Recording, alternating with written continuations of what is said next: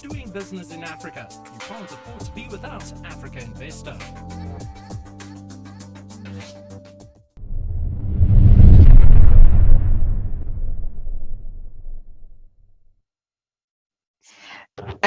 Hi everyone. I wanted to talk about the model law for institutional investor public partnerships, which we've been working on and launched the final version at COP27. And in terms of the three issues, Guy, that I would just very briefly touch on, and some of these are already in the report.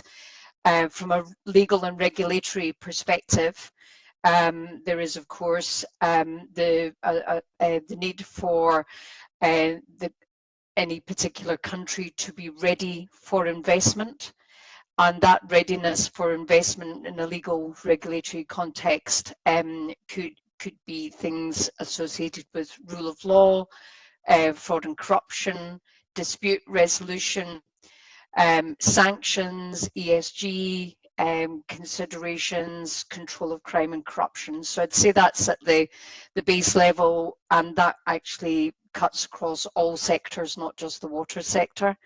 But these will be the sorts of areas of law that investors will be looking at to see that the law is robust.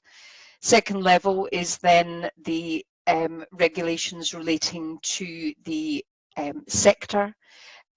So in the context of water, those sorts of regulations could relate to whether or not there is an independent regulator in the country, or if water regulation is carried out by the ministry. Essential questions such as, can the private sector be involved in the provision of water supply, wastewater, sewage treatment, etc.? How are tariffs and subsidies managed? Concession project I'm working on at the moment, the big risk on the project is how the tariff methodology operates in practice, how the regulator can change that over time. What is the risk to the project of those tariffs being changed? Then more generally, in terms of water, there would need to be regulations on water supply and quality, the treatment standards for wastewater and sewage, pollution control. You mentioned about fines, for example, for polluters, and finally regulations related to flood and drought prevention. So those are the first two levels that are relevant from a legal and regulatory perspective. And then the final level, and that's the level that the model law deals with, and that's a level that relates to procurement.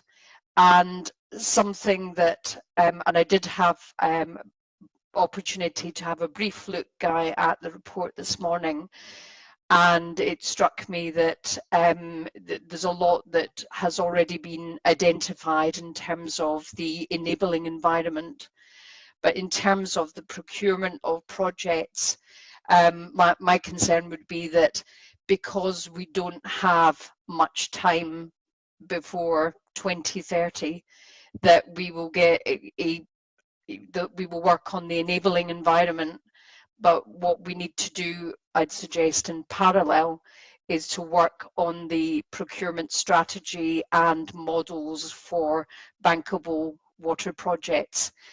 And perhaps I'm speaking from the context of the audience in this call, but I do feel from my experience working for both government and private sector is that what is essential is to be having some upfront engagement with investors. And I'd actually go further than the normal preliminary market engagement that happens in projects.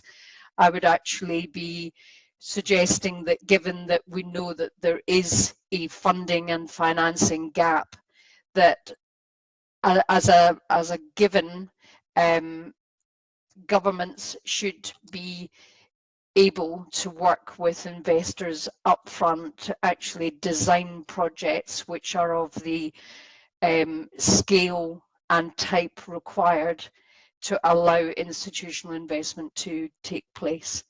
So that idea is novel in the context of most procurement systems, PPP laws, not just in Africa, but generally in other global locations. But that would be my my thought. So I'll shut up now and pass back to Hubert. But we've prepared some slides, Guy. We have the model law itself, and so we'd be very pleased to be sharing that with you to go through some more of the detail. Doing business in Africa, you can't afford to be without Africa Investor.